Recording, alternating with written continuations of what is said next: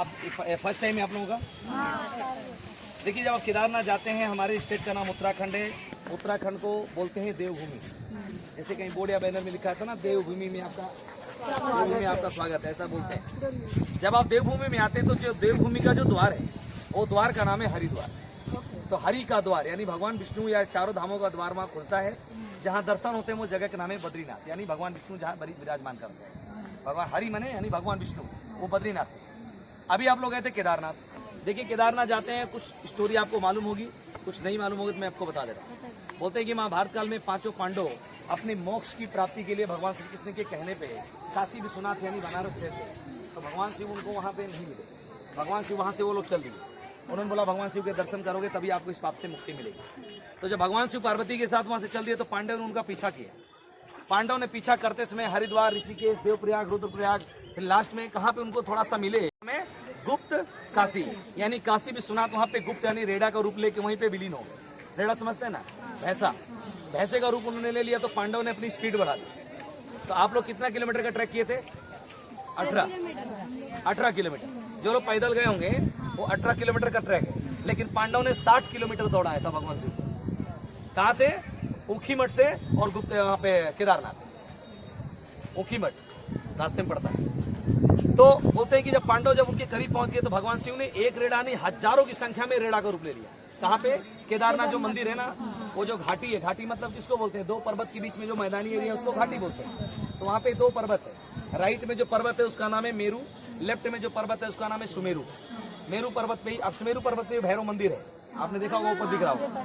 इन दोनों पर्वतों के बीच में हजारों की संख्या में भैंसा ही भैंसा, रेडा ही रेडा हो गया। तो पांडव कंफ्यूज हो गए, इसमें से ओरिजिनल रेडा कौन है, यानी कौन? भगवान शिव है। तो भीम फ्रंट पे आए और दोनों पर्वतों के बीच में अपनी पैर से एक ब्रिज बना दिया। सारे रेडा इधर उधर भागने लगे उनके पैर के बीच में से।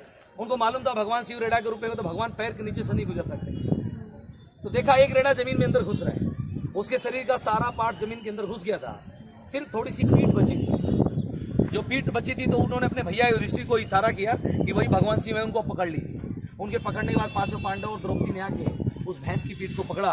तो फिर जब वो आइडेंटिफाई हो गए, पहचान में आ गया, तो दर्शन देना ही पड़ेगा। तो उन्होंने क्या किया, उनको दर्शन दिया। तो वही भैंस की पीठ केदारनाथ के रूप में विराजमान है, जिसको केदारनाथ। अभी समझ में आपको? तो इसीलिए 12 ज्योतिर्लिंगों में केदारनाथ ऐसा ज्योतिर्लिंग है जहाँ पे शिवलिंग नहीं है। अगर कोई अंदर गया होगा तो मानो, उधर ब्लैक कलर का रॉक है, एकदम ब्लैक कलर का। उसी में भगवान शिव, पार्वती, गणपति, कार्तिकेय की छाया दिखती है। उसी को लोग पूजते हैं, ठीक है। इसलिए वहाँ पे घी लगाते हैं। जल, दूध, दही चढ़ाना वर्जित है वहाँ पे जी। तो आपको मैं बता दूं, देखिए टाइम कम है अपना। ये केदारनाथ का छोटा शॉर्ट स्टोरी हो गया। उसके बाद केदारनाथ दर्शन करने के बाद पांडव और आगे गए, वापस नहीं आए। उन्होंने वहां से मोक्ष का मार्ग लिया, स्वर्गारोहिणी यात्रा बोलते हैं।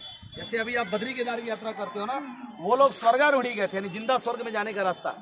वहां तक सिर्फ धर्मराज युधिष्ठिर पहुंचे हैं दुनिया में आज तक, और अभी तक कोई नहीं पहुंचा है। मतलब शरीर के साथ, मरने के बाद बोलते हैं नरक में जाएगा, स्वर्ग में जाएगा, लेकिन शरीर के साथ धर्मराज युधिष्ठिर जिंदा स्वर्ग में गए थे। दूसरी बात, ये नदी का नाम क्या नाम है? गंगा मैया। एक नदी का नाम गंगा नहीं है, 3 नदियां। वैसे तो बहुत सारी हैं, छोटी बड़ी मिला के, लेकिन प्रमुख 3 है जो हिमालय में 3 अलग अलग जगह से निकलती हैं और 2 जगह पर उसका संगम होता है, तो इसको हम बोलते हैं गंगा। तो पहली नदी आती है बद्रीनाथ, नदी का नाम है अलकनंदा। सेकेंड रिवर आती है मंदाकिनी, केदारनाथ से आपको मिली होगी मंदाकिनी। थर्ड रिवर आती है गंगोत्री से, नदी का नाम है भागीरथी।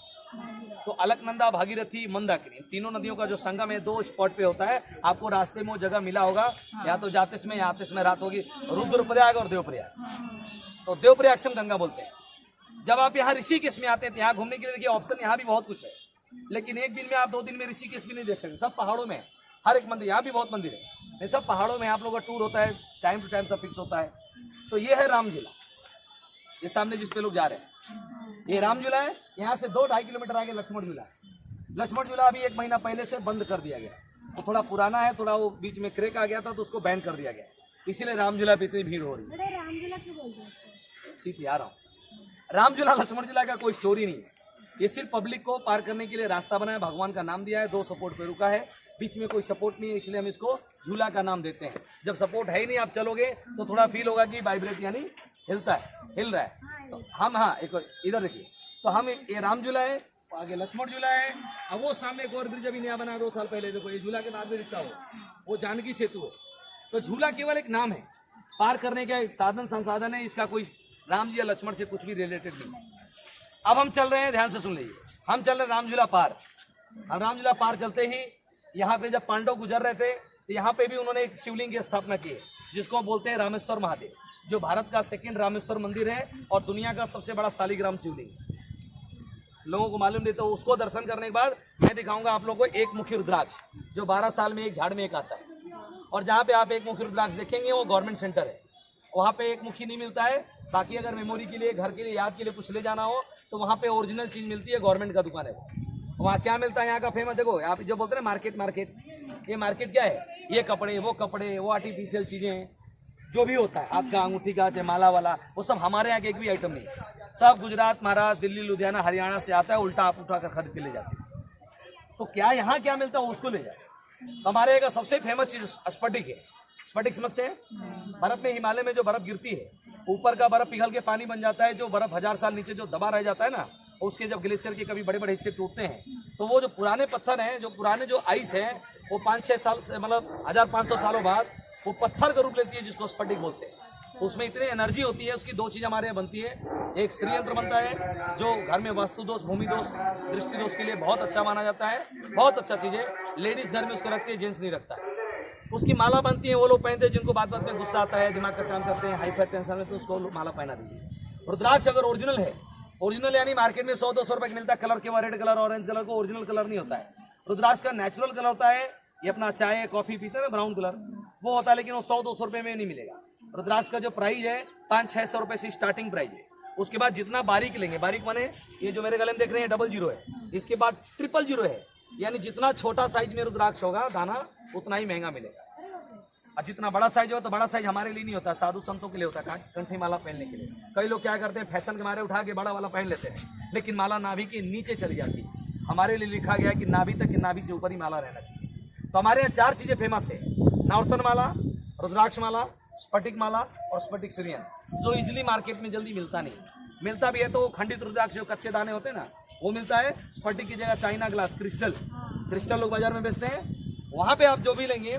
देखिए एक मुखी रुद्राक्ष नाम सुना आपने, जो 12 साल में एक झाड़ में एक आता है, तो काजू वाला नहीं है उधर, और राउंड शेप वाला है। काजू वाला एक मुखी कहीं दुकान में किसी पूछोगे 2100 में बेच देगा।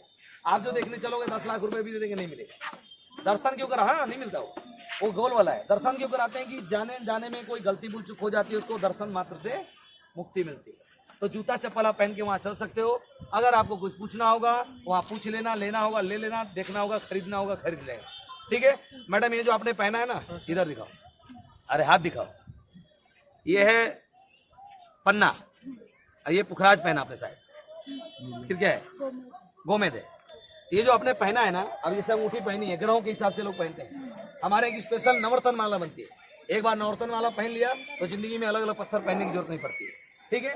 तो अभी हम फिलहाल बिना टाइम वेस्ट किए गंगा पार करेंगे, रामेश्वर मंदिर देखेंगे। रामेश्वर मंदिर देखने के बाद प्रोग्राम सुन लीजिए जाने का। रामेश्वर मंदिर देखने के बाद एक मुखी रुद्राक्ष देखेंगे, वहाँ जिसको जो शॉपिंग करनी होगी शॉपिंग करेंगे। वहीं बगल में खादी कुर्ता, बैम्बो सिल्क साड़ी, बनाना सिल्क साड़ी जो गढ़वाल सिल्क के नाम से भारत में फेमस है, वो भी वहीं मिलती है, बगल में आश्रम की दुकान है। वहाँ 1 रुपए का भी दोनों लीजिए, आपका पैसा है, चाहे बाजार से खंडित रुद्राक्ष ले लो, स्फटिक की जगह चाइना ग्लास ले लो, आपकी मर्जी। वहाँ बार्गेनिंग नहीं होता। दर्शन जानकारी फ्री है, ओरिजिनल चीज वहाँ मिलती है, इसी की गारंटी है। तो जूता चप्पल आप पहन के वहाँ चल सकते हो, मोबाइल साइलेंट रहेगा, फोटोग्राफी अलाउड नहीं है। आते समय हम लोग फिर इधर नहीं आने वाले हैं। आते समय आप लोग 10-10 रुपए खर्चा कर सकते हो, 10 रुपए कहीं के लिए, वो बोट के लिए। देखो बोट चल रही है सामने, मोटर बोट। तो हम सीधा मोटर बोट में बैठेंगे, सीधा हम इस पार आ जाएंगे, और इस पार आते ही सीधा ऑटो में बैठ के अपनी गाड़ी पे, तो हमको कहीं भी पैदल नहीं चलना पड़ेगा। बोले गंगा मैया की, चलो।